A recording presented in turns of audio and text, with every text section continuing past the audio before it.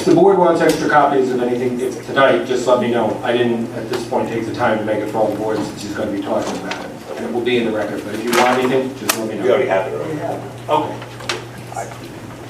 I did not see this letter in our file. I thought they said it was already in the record. I do not believe it is. So that's that one. Okay, so now But he's submitting it tonight. it's going to be Exhibit D.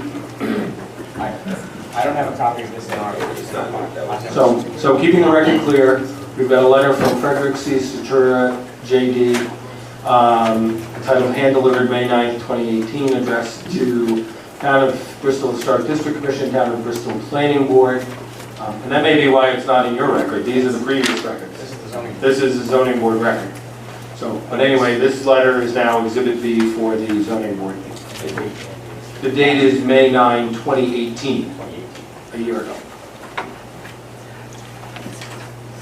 Actually, that's, I'd like to correct that. That should be 2019. Okay, I'm just saying what it says on it. Correct, that's right, but I would like to correct that. Okay.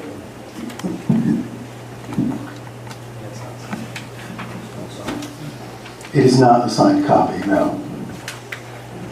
It's not signed. I'll sign it right now if you like. Mr. Kelly, he's here to testify to it. And he's under oath, so I don't think he needs to sign the letter. Can we proceed? Yeah, let's proceed. Come on. Okay, so this is actually my second time here. I flew out the first time, the last time we met, it wasn't quite as hot, and I didn't have an opportunity to speak, but I do appreciate the opportunity this evening. So, you know, I'm making 2 trips here voluntarily to come and basically give some professional opinion regarding best planning practices and what could be incorporated into really making this a superb and compatible development that is fully in line with and in harmony with Bristol's comprehensive plan. Bristolians and all of Rhode Islanders are justifiably proud of the role that Bristol has played across more than 3 centuries of American history, from its founding in 1681 to today. The development of the town and its neighborhoods read as a veritable history book chronicling the history and story of a New England seaport town. Bristol is comprised, downtown Bristol is comprised of numerous landmarked buildings, sites, landscapes, and objects. Over the past decade, Bristol's economic fortunes have improved following nearly a 50-year decline. We are for the first time in more than a generation confronted with the impacts of significant new development on the historic building fabric of the city. An exciting influx of new Bristolians bodes well for our future and financial prospects. And yet, new construction in parts of the historic district is at times testing the relationship between the character of the new and the preservation of the old Bristol. But this is expected in a town as old and as well built as Bristol. The town has the tools. It has the zoning tools. It has the historic district zoning to realize its vision that was set forth in its comprehensive plan. I'd like to start with a very, very short, I think it's 30-second video clip.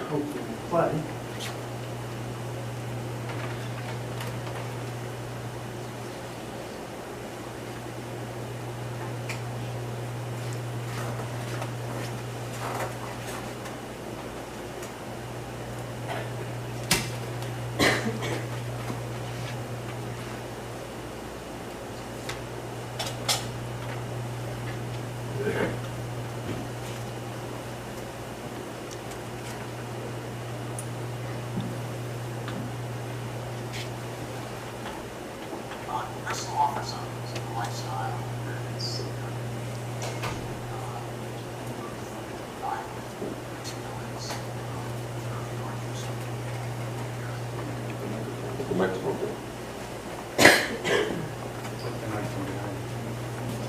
Take the microphone off the stand.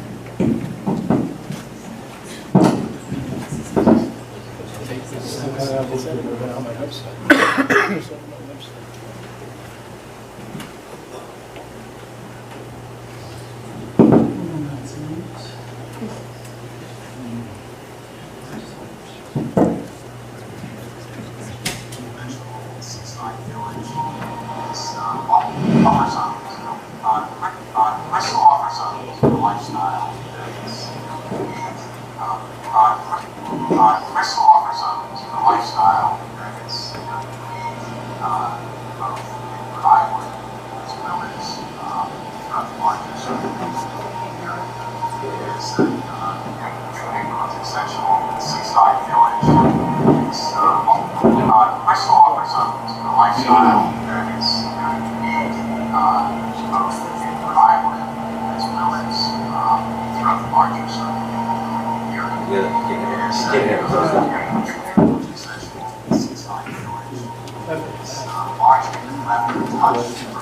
I'm not sure.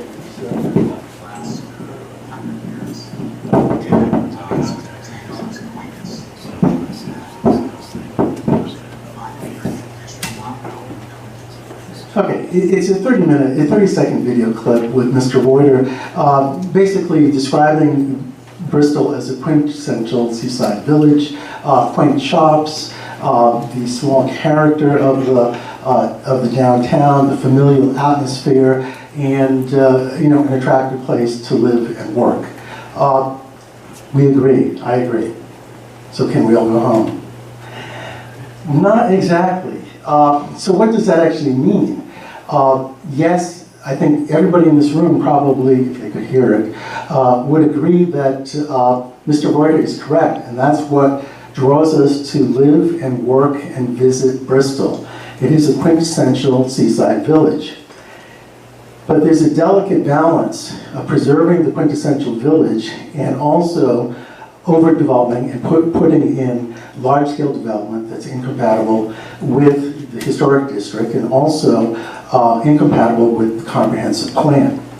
So Mr. Reuter might speak a little bit with a forked tongue or maybe be a little bit confused as to what actually attracts people to Bristol, because in the Bristol Phoenix, actually, I'm sorry, Newport this week, June 13th, 2019, there's an advertisement for the Belvedere, introducing the Belvedere at Bristol, and the caption of the advertisement is Newport's beautiful little sister, historic Mr. Chairman, downtown I want Bristol. to object to this. This whole line of testimony has nothing to do with the variances that are the subject of this application. Nothing. What Mr. Reuter says about Bristol or about his already built project for Belvedere has nothing to do with the extensive expert testimony we presented to you, showing what the variances were, the nature of the variances, why there was a hardship, and why we needed to have these variances granted. What Mr. Reuter says on his website or in some marketing brochure for his existing building, I fail to see how that is relevant in any way, shape, or form. On top of that, the basis of this witness's testimony appears to be the comprehensive plan. I'd just like to remind you, the planning board found loud and clear that this project was in conformance with the comprehensive plan. On appeal, this board overruled the appeal, affirmed the decision, which found it was in conformance with the comprehensive plan. And that's what this witness is attempting to testify. In fact, if you read his letters to the planning board, and it has nothing to do with any of the variances. I haven't yet, I haven't studied it because I just got it, but I haven't even seen the word variance in this document. So I think we're on a wild goose chase here, well, with someone who is focusing on the historic issues, etc., as opposed to the variances and the specific standards that you have to find to grant those, which are basically in the issue of hardship. Is it the least relief necessary, and will this adversely affect the neighborhood? Now, the comp plan has been moved upon already. But it negatively impacting the neighborhood is in essence an impact on the comprehensive plan. Well, actually, the comprehensive plan has a provision in it recognizing this development in it, and that it was to be built. There's an actual provision right in the comp plan on this building. Listen, right now, here's what this man is an expert witness. You need to speak as an expert witness in your field, not reading the paper. We want to know what your facts are about this stuff, not on the fluff. We want some facts and we want to get this moving. That's what we can. And I just would suggest that there was quite a bit of testimony by Mr. Pimentel, who was a planner. I think Mr. Sturge is trying to give some backdrop, but I understand the board's concern. I'd like to move it along too. Sure, beautiful. Go ahead, Mr. Sturge.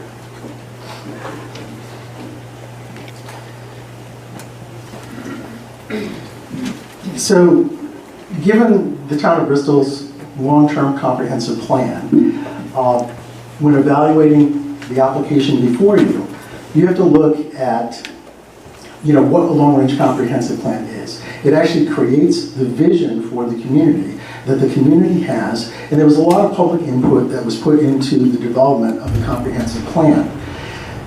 The request for the number of variances at issue here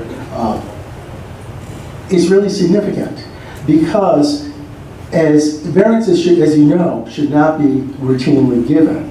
And also, the number of variances is basically 14 of them, really can be a death by 1,000 cuts, in the sense that when you start to go off the track from your vision of what the community should be, you basically abrogate what your comprehensive planning is all about. You'll never get to what the community vision is if you constantly, continually are giving variances, on certain projects. In this one, we have 14 variances.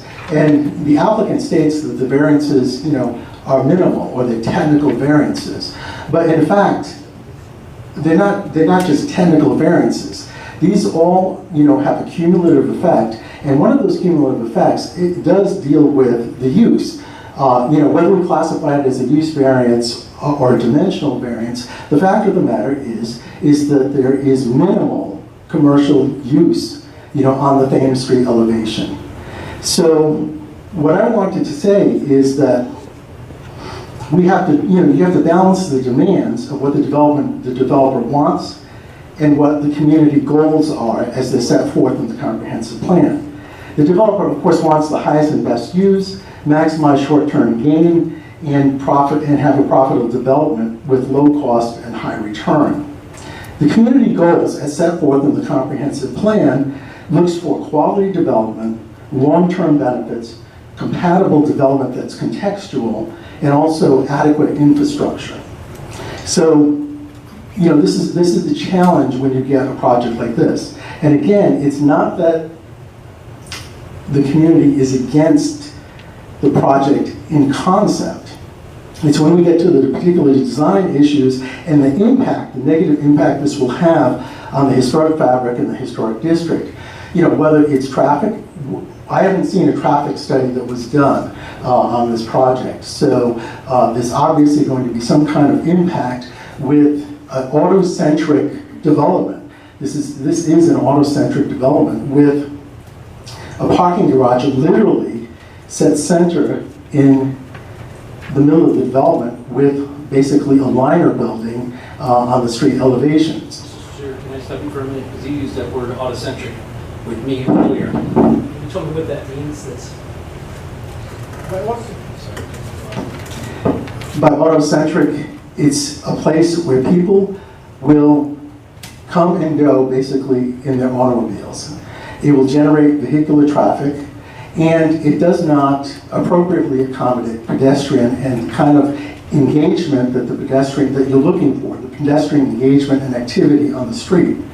What will enhance that is, added commercial space and perhaps some rethinking of the design.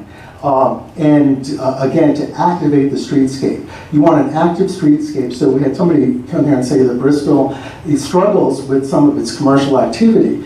Well, by having fewer commercial activities is not going to help.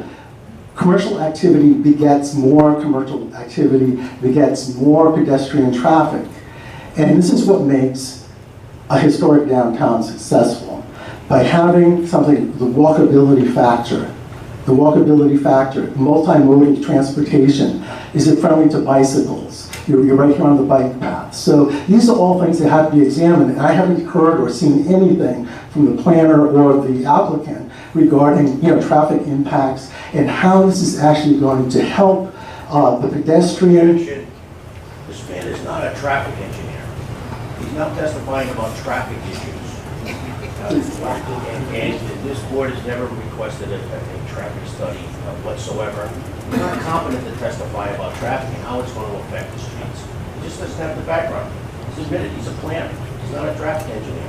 He's not talking about about traffic, he's talking about the lack of a traffic study. And I think he's perfectly capable of looking at the record and You noting. say there is no traffic study, you really don't know, because you are not an engineer on traffic. So That's correct. so you think. Thanks. That's correct. It would be good to get that factual background so that information could be considered with regard to traffic impacts on Thames and State Street. I haven't seen it. That's all I'm saying. Okay, great. Mr. Chair, could you talk a little bit more about this dead zone, the potential of that corner, and what that 119-foot non-commercial wall does to it? Sure, and with that, I just want to throw a couple of slides up here. These are silent.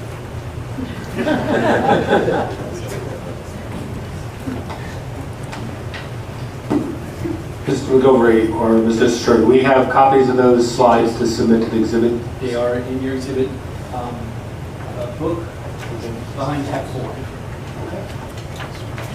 Thank you.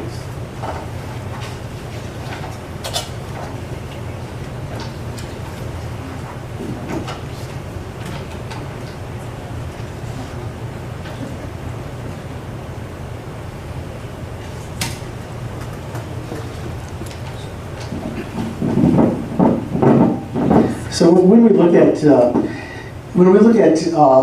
new development, we have to look at zoning and compatibility. That's one of the issues here. This is a very basic and elemental kind of thing, but we don't have to be professional planners or engineers or architects to understand that, we probably prefer, what's on the bottom right-hand side than, what's on the left-hand side with regard to the development of this particular block, for a number of reasons. This is actually my neighborhood in Alexandria, Virginia. This is King Street. It's a historic district. It's a national landmark historic district, but it's also activated by numerous commercial first floor shops, restaurants, etc. And upstairs is commercial living space. But you'll notice that basically the rhythm of the buildings, the fenestration, and the setting itself is very harmonious, even though you have old buildings with infill construction, new construction, and historic 18th century buildings. So we're looking at scale and massing. This is what makes for a successful pedestrian thoroughfare. This is, although there are lots of cars here, this is a very pedestrian-friendly, very pedestrian-oriented downtown area. It's major commercial thoroughfare. And you can also see that there's lots of activity on the streets.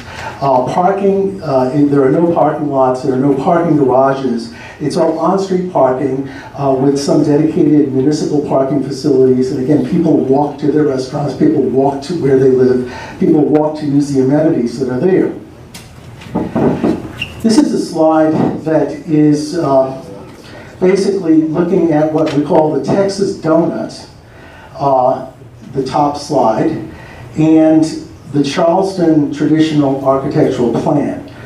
The top, we can say, although it's much larger, can almost be reminiscent of the application that's before you, with the parking garage dead in the center and residential building that actually lines that parking garage and hides that parking garage. Below, you see something that's much more livable, much more pedestrian friendly, and yet the densities are the same. So you have the Texas Donut versus the Charleston traditional. Our comparison between the Texas Donut and Charleston's traditional architecture and urban patterns was recently published in Bertold Rybinski's latest book, Charleston Fantasy, published by Yale University Press. The numbers on the illustration for both blocks have the same number of bedrooms and the same amount of commercial space, even though the Charleston block has buildings from only 2 to 4 stories, while the donut has 6. There are 13 gardens in this Charleston block, none in the donut. There are 68 porches in the Charleston block, none in the donut. The donut does have more parking spaces, although the Charleston block has plenty, because there are alleyways, pathways, and the project is broken up to a much, much smaller scale. So again, this is a human scale rather than something that is very autocentric with a parking garage in the middle of the building. And this is an example in Charleston, South Carolina, of new infill construction.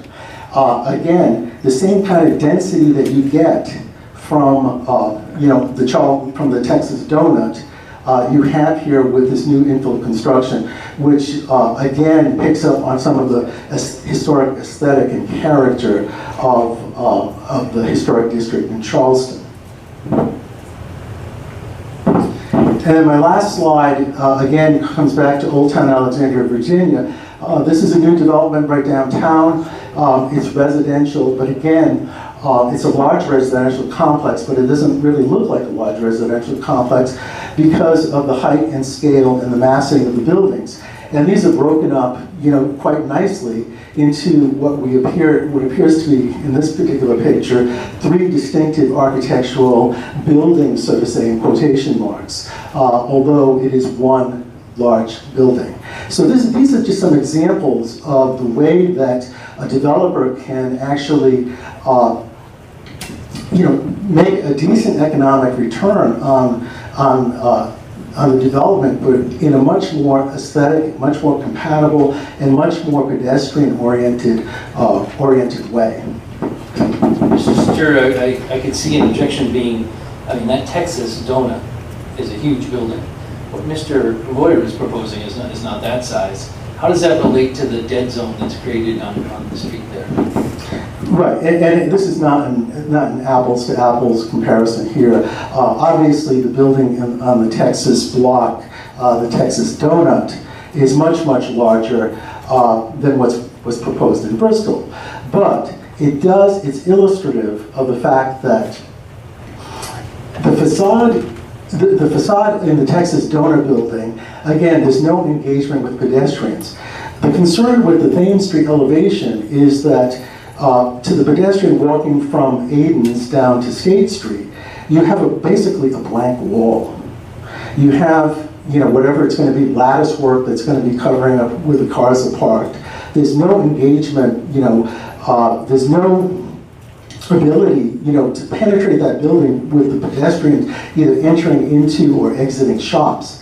And then you also have the concern that there is this void in the building, which is the entrance, the major ingress and egress, into the parking garage, on that Thames Street, on that primary and very, very important elevation. I always want to put these planners' words into common language. So you're saying people aren't going to want to walk down that street? Yeah. Well, I don't think, what's the reason that people will want to walk down that street? Unless you live in that building, unless you're one of the private owners of that building that's going to use those private amenities, I don't know what the reason would be, because there won't be any shops there, and it's going to be a blank wall. Obviously, you have to get there, from Aiden's to State Street to go to Judge Roy Bean or wherever you go, in the Bristol Harbor Hotel. But there are concerns with regard to, I think there are concerns with regard to traffic, and it just is not a pleasant downtown historic Bristol experience, walking experience. It's not a pedestrian-friendly kind of experience. Do you want to move on to the variance decision process now?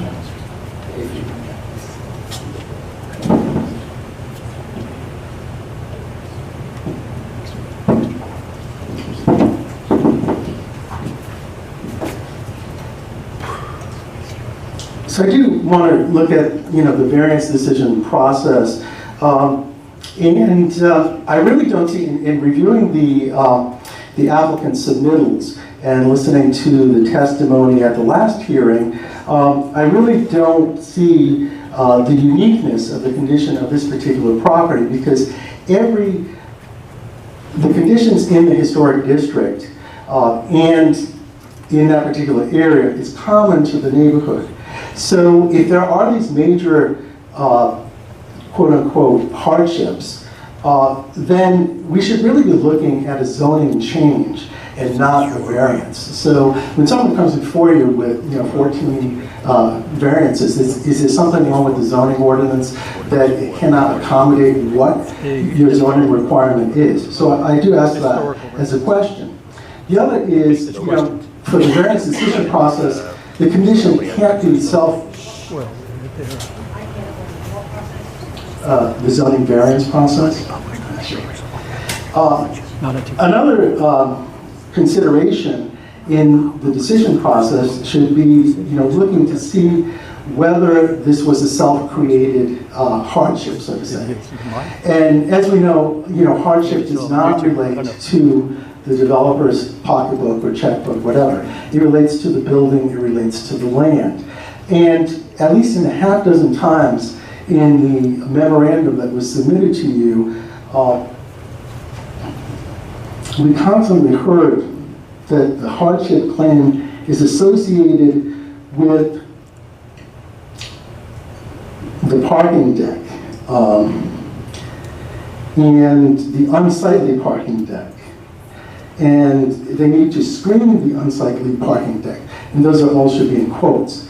Unsightly parking deck appears probably 6 times in the memorandum. Well, how did the unsightly parking deck get there? Who constructed the unsightly parking deck? And now we want some kind of relief to screen us from the unsightly parking deck. So again, does this quote-unquote hardship result from any prior action of the applicant to realize greater financial gain? And so, in keeping the parking deck there, the number of spaces there, having 20 units instead of a lesser amount. So again, this would be something that would have to come into consideration with regard to the variance decision process. Good planning practice, best planning practice, and you can go to a number of APA seminars or whatever, where they'll tell you that variances should be granted infrequently. Again, if they're not, then change your zoning ordinance. They should not be allowed to permit leakage from the certainty provided by the local zoning ordinance. Zoning will cease to function as intended to guide growth within the town of Bristol. So there's going to be some kind of balancing test to weigh the benefits to the applicant against the detriment to the health, safety, and welfare of the neighborhood and the community. It's my professional opinion, in looking at the design and looking at the context of this building, that the neighborhood character would change. The cumulative effect of the proposed variance will have an adverse effect or impact on the physical environmental conditions in the district or the neighborhood, and it will alter the essential character of the locality. There are alternative solutions that are possible, and we do have an expert as an architect that will present some of those viable alternative solutions to make this a win-win for both the developer and for the community. So the adverse impacts that we're looking on in our historic district and to the historic resources, we're looking at scenic, historic view sheds. These are all relevant. A zoning board should ask, will the granting of the variances be detrimental to the use and enjoyment of adjoining or neighboring properties? So the use and enjoyment is also, we mentioned traffic, we can mention noise, we can mention other things, but also how about shadowing? How about shade? When you have a building that's out of scale with what's around it, it's going to create some other problems.